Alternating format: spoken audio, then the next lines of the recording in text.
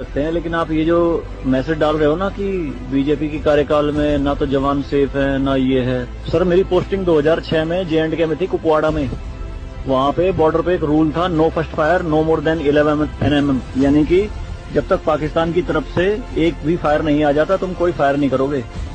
No more than 11 mm मतलब वो हमारे ऊपर RPG चलाएं, मोटरार चलाएं, कुछ भी चलाएं, हम 11 mm से ऊपर का राउंड नहीं चला सकते थे वहाँ पे। मेरे हाथ पे ओम गुदा हुआ है। इस ओम के गुदे होने की वजह से मुझे हाथ में रुमाल बांध के ड्यूटी करनी पड़ती थी वहाँ पे।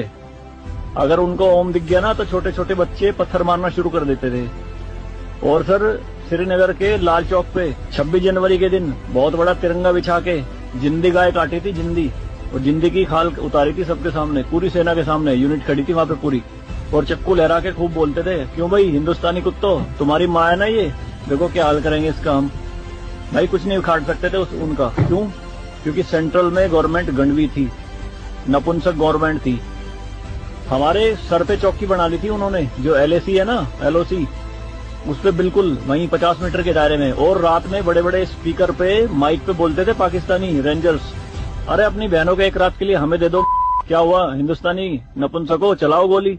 कुछ नहीं कर सकते थे उनका। 2014 में जब गवर्नमेंट चेंज हुई तो सेना अध्यक्ष बिपिन रावत साहब जब उनसे मिले तो उन्होंने बताया कि बॉर्डर के हालात खराब है सर, छूट नहीं है जवानों को कुछ भी। तो PM मोदी ने कहा था कि छूट मेरी तरफ से पूरी है, मैं नहीं जाऊंगा वहां लड़ने, तुम जाओगे। आज की डेट में आप मुझे एक भी चौकी बता दो अगर वहां ढूंढने से मिल जाए। दूरबीन लगा के देखनी पड़ती है पहाड़ों में, वो भी बंकरों में अंदर, सारी लगा दी उन्होंने तोप उड़ा के। शांति काल में आप 155 mm की बोफोर्स टाइप की तोप नहीं चला सकते, यूएनओ का रूल है। लेकिन 2014 में ये बोफोर्स भी चली J&K में पाकिस्तान की तरफ चौकी उड़ाने के लिए। तो सर ये मत कहिए कि बीजेपी के कार्यकाल में जवान मर रहे हैं, ये हो रहा है।